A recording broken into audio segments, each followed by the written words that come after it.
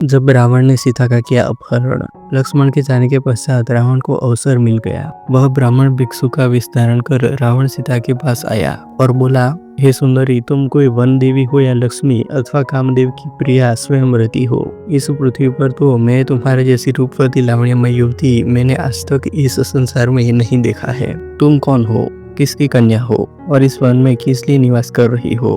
कहाँ यह तुम्हारा तीनों लोगों में सबसे सुंदर रूप, तुम्हारी सुकुमारता और कहाँ इस दुर्गम वन में निवास? यह स्थान तो इच्छानुसार रूप धारण करने वाले भयंकर राक्षसों का निवास स्थान है। तुम यहाँ से चली जाओ, तुम यहाँ रहने योग्य नहीं हो। सीता ने कहा, हे ब्राह्मण, मेरा नाम सीता है।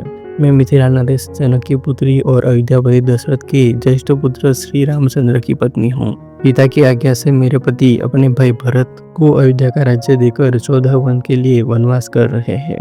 उन पराक्रमी सत्यपरायण वीर के साथ मेरे तेजस्वी देवर लक्ष्मण भी है। आप अतिथि है, अतः इस स्थान पर बैठकर यह जल और फल ग्रहण कीजिए। मेरे पति अभी आते ही होंगे। अब आप बताइए महात्मन, आप कौन हैं और यहाँ किस उद्देश्य से पधारे हैं? सीता का प्रश्न सुनकर रावण गरज कर बोला, हे सीते, मैं तीनों लोगों 14 भुवनों का विजेता महाप्रतापी लंकापति रावण हूँ, जिसके नाम से देवता, दानव, यक्ष, किन्नर, गंधर्व, मुनि सभी भयभीत रहते हैं। इंद्र, वरुण, कुबेर जैसे देवता जिसकी सेवा करके अपने आप को धन्य समझते हैं। मैं तुम्हारे लावण्यमय सौंदर्य को देखकर अपनी सुंदर रानियों को भी भूल गया हूँ और मैं तुम्हें ले जाकर अपनी भार्या बनाना चाहता हूँ। हे मृगलोचने, तुम मेरे साथ चलकर नाना देशों से आई हुई मेरी अत्यंत सुंदर रानियों पर पटरानी बनकर शासन करो। मेरी नगरी लंका की सुंदरता को देखकर तुम इस वन के कष्टों को भूल जाओगे, इसलिए मेरे साथ चलने को तैयार हो जाओ।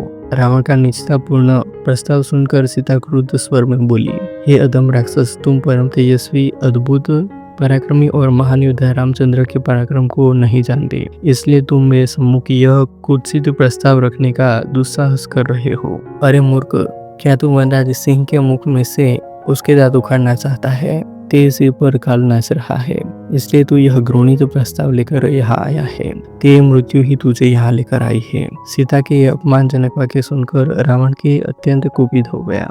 आंखें लाल करते हुए उसने कहा, सीते, तू मेरे बल और पराक्रम को नहीं जानती। मैं आकाश में खड़ा होकर पृथ्वी को गेंद की भांति उठा सकता हूँ, अतः समुद्र को एक चुल्लू में भरकर पी सकता हूँ। मैं तुझे लेने के लिए आया हूँ और लेकर ही जाऊंगा। यह कहकर रावण ने अपने ब्राह्मण वेश को त्याग कर विकराल रूप धारण कर लिया और दोनों हाथों से सीता को उठाकर अपने कंधे पर बिठा निकटवर्ती खड़े विमान पर जाकर सवार हुआ।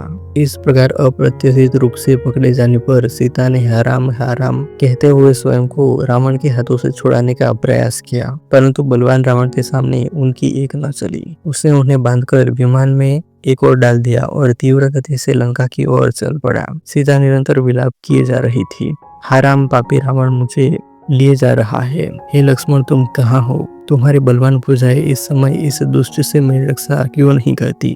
हाय!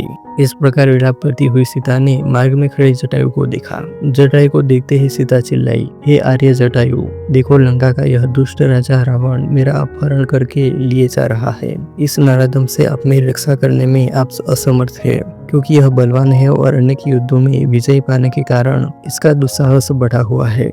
अब रावण द्वारा मेरे हर लिए जाने का यह वृतांत मेरे पति से तो अवश्य ही कह देना। रावण के छल और सीता के दुख का यह प्रसंग केवल एक कथा नहीं, बल्कि धर्म और अधर्म के संघर्ष की गूंज है। जटायु का साहस, राम का संकल्प और सीता की अस्मिता, ये सब हमें आज भी सत्य, साहस और न्याय की राह पर चलने की प्रेरणा देते हैं। अगर आपको यह प्रस्तुति पसंद आई हो तो वीडियो को लाइक करें, अपने विचार नीचे कमेंट में लिखें और चैनल को सब्सक्राइब करना न भूलें। हम मिलेंगे अगले एपिसोड में रामायण की एक सच्ची, गूढ़ और प्रेरणादायक कथा के साथ। जय श्री राम, जय हिंद, वंदे मातरम।